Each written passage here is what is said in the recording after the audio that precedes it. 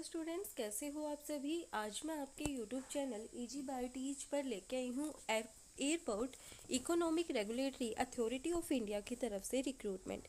ये जो हमारी रिक्रूटमेंट है वो वेरियस पोस्ट पे आई है और जो रिक्रूटमेंट है हमारी वो डेपुटेशन बेसिस पे यहाँ पे आई है। अब हमें यहाँ पे बोला गया है जो यहाँ पे टाइम पीरियड है, मतलब कॉन्ट्रेक्चुअल बेसिस पे हमारी जॉब आई है, रिक्रूटमेंट आई है। यहाँ पे जो टाइम पीरियड है वो 3 साल का रहने वाला है, लेकिन उसको एक्सटेंड करके 7 साल का भी कर दिया जा सकता है। उसके बाद हम देखते हैं यहाँ पे किस पोस्ट पे वैकेंसी आई है और कितनी वैकेंसीज यहाँ पे आई हैं। सबसे पहली हमारे यहाँ पे पोस्ट है डायरेक्टर पॉलिसी एंड स्टैटिक्स की। यहाँ पे जो ये हमारी लेवल 13 की वैकेंसी है और यहाँ पे 37,400 से लेके 67,000 रुपये हमारी यहाँ पे सैलरी रह सकती है। उसके बाद जो ग्रेड पे है वो 8700 रुपये की ग्रेड पे की जॉब हमारी यहाँ पे रहने वाली है। एक वैकेंसी यहाँ पे आई है हमारी सीनियर प्रिंसिपल प्राइवेट सेक्रेटरी की। यहाँ पे एक वैकेंसी है, लेवल 12 की हमारी वैकेंसी रहने वाली है। 7,600 की हमारी ग्रेड पे की हमारी यहाँ पे जॉब रहने वाली है। फिर है under secretary policy and statics की, लेवल 11 की हमारी जॉब है और यहाँ पे टोटल 4 पोस्ट पे रिक्रूटमेंट आई है। फिर है अंडर सेक्रेटरी इंफॉर्मेशन टेक्नोलॉजी, एक पोस्ट पे वैकेंसी आई है और लेवल 11 की हमारी वैकेंसी रहने वाली है। फिर है हमारे यहाँ पे बेंच ऑफिसर लीगल, लेवल 11 की हमारी वैकेंसी है और टोटल एक पोजीशन पे वैकेंसी आई है। फिर है प्रिंसिपल प्राइवेट सेक्रेटरी, लेवल 11 की हमारी वैकेंसी आई है और एक पोजीशन के ऊपर हमारी वैकेंसी यहाँ पे आई है। फिर है technical manager information technology, level 10 की हमारी जॉब रहने वाली है और एक पोजीशन के ऊपर वैकेंसी यहाँ पे आई है। फिर है प्राइवेट सेक्रेटरी, टोटल 2 वैकेंसीज आई हैं और लेवल 8 की हमारी वैकेंसी रहने वाली है।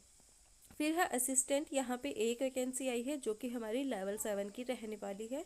पर्सनल असिस्टेंट की यहाँ पे 2 वैकेंसीज आई हैं जो कि लेवल 7 की रहने वाली है। फिर है जूनियर हिंदी ट्रांसलेटर की यहाँ पे एक वैकेंसी आई है जो कि लेवल 6 की यहाँ पे हमारी रिक्रूटमेंट या फिर हमारी जॉब रहने वाली है। स्टेनोग्राफर के लिए 5 वैकेंसीज आई हैं, लेवल 4 की हमारी जॉब रहने वाली है। उसके पास है रिसेप्शनिस्ट कम टेलीफोन ऑपरेटर की यहाँ पे एक वैकेंसी आई है और ये लेवल 2 की वैकेंसी रहने वाली है। उसके बाद यहाँ पे बोला गया है जो कैंडिडेट हैं उनकी यहाँ पे जो एज है वो 56 ईयर्स से ज़्यादा नहीं होनी चाहिए।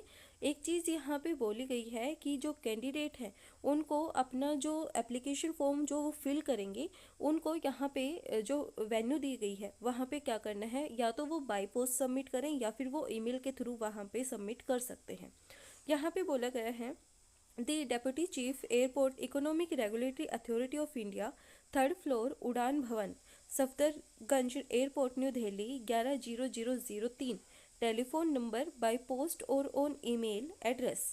यहाँ पे हमें ईमेल दी गई है ऑन और before 20/1/2025 till 5:30 PM along with the following documents. यहाँ पे हमें जो अपना एप्लीकेशन फॉर्म है इस एड्रेस के ऊपर क्या करना है, या तो आप बाय ईमेल उनको सबमिट कर दो या फिर आप बाय पोस्ट उनको सबमिट कर दो। अब आपके पास जो अपार डोजियर है, अपडेटेड अपार dossier of the applicant for the last 5 years, vigilance clearance और कैडर क्लियरेंस, ये आपको वहाँ पे सबमिट करने हैं। अगर आपके पास अपार डोजियर नहीं है आफ्टर द क्लोजिंग डेट और विदाउट द अपार डोजियर और otherwise found incomplete will not be consider. मतलब जो अपार डोजियर है वो आपके पास होना ही चाहिए, उसके बिना आपका जो एप्लीकेशन फॉर्म है यहाँ पे कंसिडर नहीं किया जाएगा।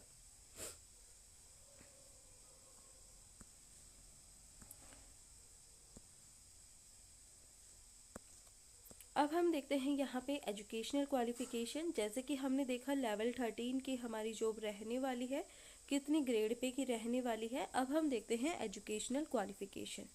यहाँ पे जो एजुकेशनल क्वालिफिकेशन है डायरेक्टर एंड स्टैटिक्स के लिए, यहाँ पे हमें बोला गया है पोस्ट ग्रेजुएट डिग्री होनी चाहिए किसी भी रिकॉग्नाइज यूनिवर्सिटी से इन इकोनॉमिक्स के अंदर, स्टैटिक्स के अंदर, कॉमर्स के अंदर या फिर बिजनेस एडमिनिस्ट्रेशन विद फाइनेंस के अंदर और अकाउंटेंसी के अंदर। अगर आपने चार्टेड अकाउंटेंट और कोस्ट अकाउंटेंसी कर रखी है, any other qualification considered useful by the authority, तो आप यहाँ पे अप्लाई कर सकते हो। उसके बाद है सीनियर प्रिंसिपल प्राइवेट सेक्रेटरी। अगर आपने ग्रेजुएशन कर रखी है किसी भी रिकॉग्नाइज यूनिवर्सिटी से, तो आप यहाँ पे अप्लाई कर सकते हो। उसके साथ साथ आपको यहाँ पे कंप्यूटर की नॉलेज होनी चाहिए। नेक्स्ट है हमारे यहाँ पे under secretary policy and statics. यहाँ पे आपको जो ग्रेजुएट डिग्री है वो किसी भी रिकॉग्नाइज यूनिवर्सिटी से आपने कर रखी है, इकोनॉमिक्स के अंदर, स्टैटिक्स के अंदर, कॉमर्स के अंदर, बिजनेस एडमिनिस्ट्रेशन विद फाइनेंस के अंदर, अकाउंट्स के अंदर, चार्टेड अकाउंटेंट, कॉस्ट अकाउंटेंट से अगर आपने कर रखी है तो आप यहाँ पे अप्लाई कर सकते हो। फिर है अंडर सेक्रेटरी इंफॉर्मेशन टेक्नोलॉजी। यहाँ पे अगर आपने मास्टर्स डिग्री कर रखी है कंप्यूटर एप्लीकेशन के अंदर, BE BTech कर रखी है, तो आप यहाँ पे अप्लाई कर सकते हो।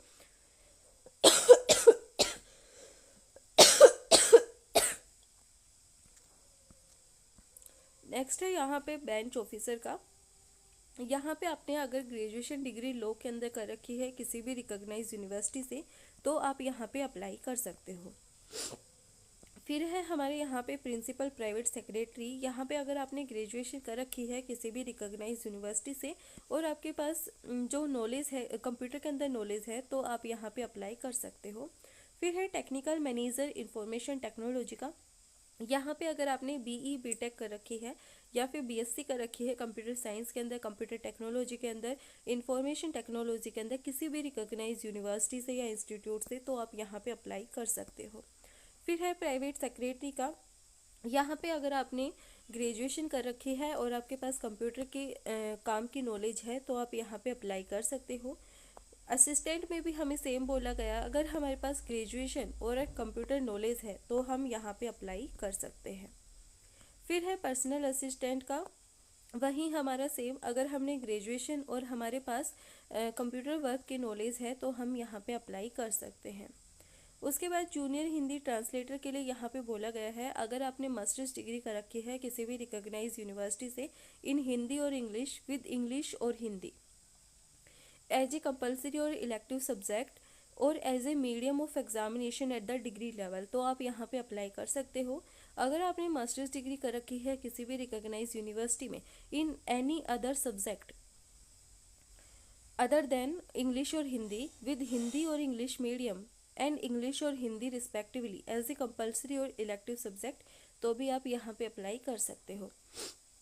अगर आपने यहाँ पे मास्टर्स डिग्री कर रखी है किसी भी रिकॉग्नाइज यूनिवर्सिटी से equivalent in any subject other than English और हिंदी विद हिंदी और English respectively as a compulsory और elective subject of either or the two as a medium of examination and the other as a compulsory of an elective subject at degree level, तो आप यहाँ पे apply कर सकते हो।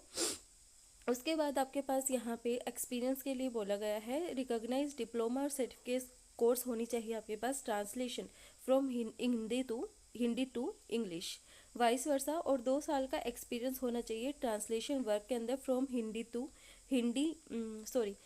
To English के अंदर, तो आप यहाँ पे अप्लाई कर सकते हो किसी भी सेंट्रल और स्टेट गवर्नमेंट ऑफिसेज के अंदर।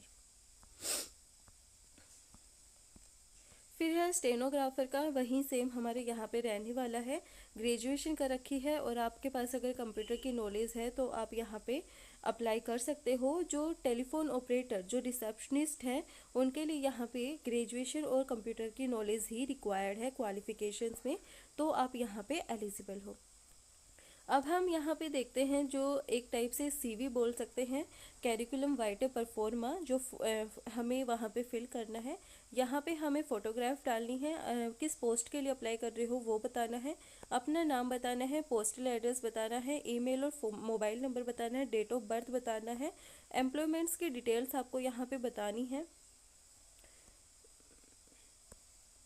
फिर आपको यहाँ पे एजुकेशनल क्वालिफिकेशन बतानी है, आप किस कैटेगरी से बिलोंग करते हो, आपको वो सब यहाँ पे बताना है।